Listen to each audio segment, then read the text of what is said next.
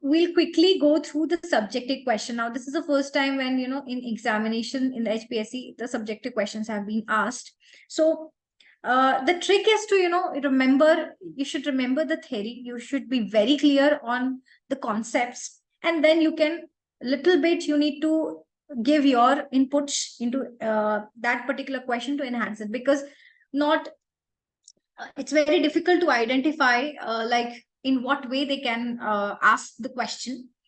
But let's just give it a try with these practice questions.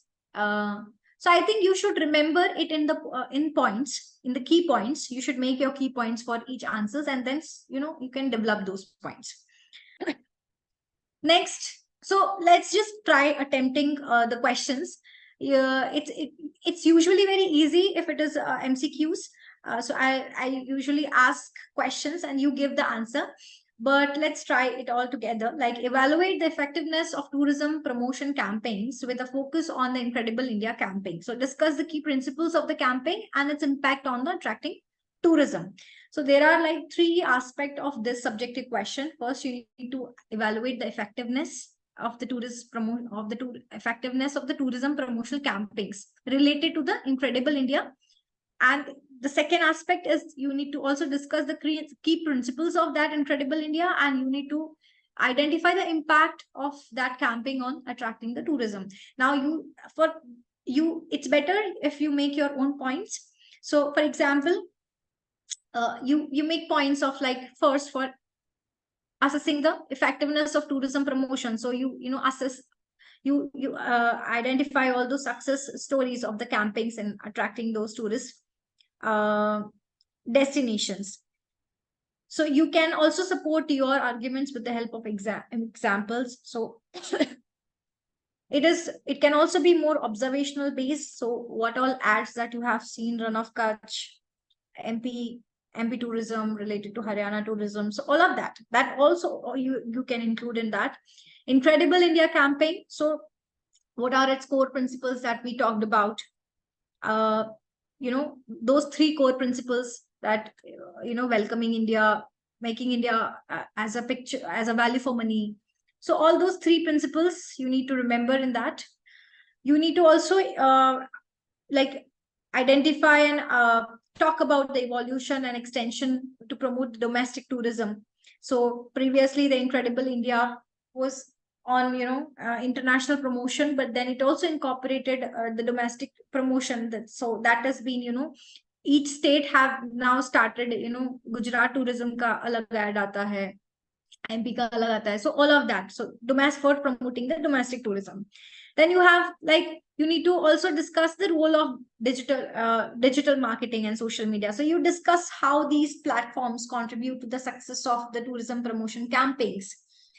So we have, talked about that they have made the mobile applications, the websites, and all of that. So those things you can incorporate it in your arguments. And you can support your arguments with the examples. You can provide case studies of respect to whatever you have observed, because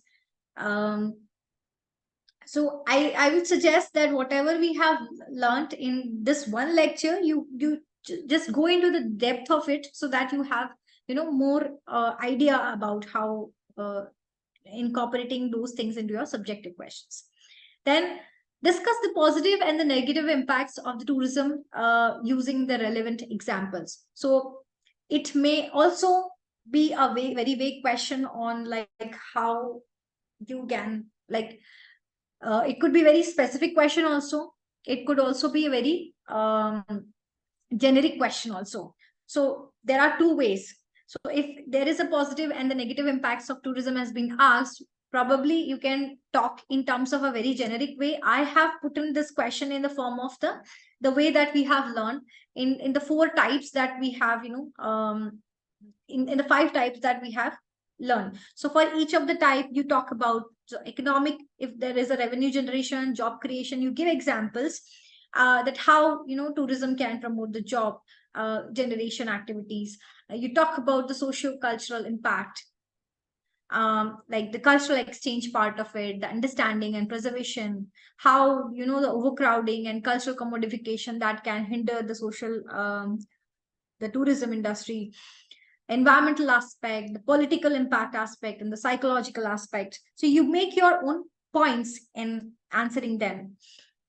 Similarly, like, compare and contrast the national tourism policies of 2002 and 2022. So now for such kind of a question, you better know exactly what was there in 2002 and what was there in 2022. Then only you'll be able to compare them. So you need to, highlight your in terms of what were the key focus. So what was the key focus of 2002 and 2022?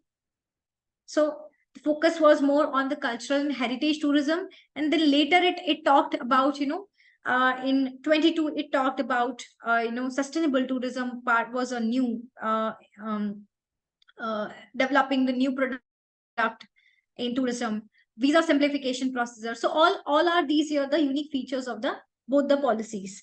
Then you need to go into the depth of it, like how you do the changes in the emphasis, how that has been done. So you can talk about all those seven key areas of the 2002, and the 5 to 6 key areas that we had talked about of the 2022, and how the evolution of these strategies over the decade happened. So probably you would be talking in terms of, you have to talk in terms of comparing both the policies. So previously, what was there in these aspects? So we talked about the technology, we talked about the visa procedures, we talked about the cultural heritage tourism, how the perspective have changed from 2002 and 22. That all of those things that you can incorporate. So that was it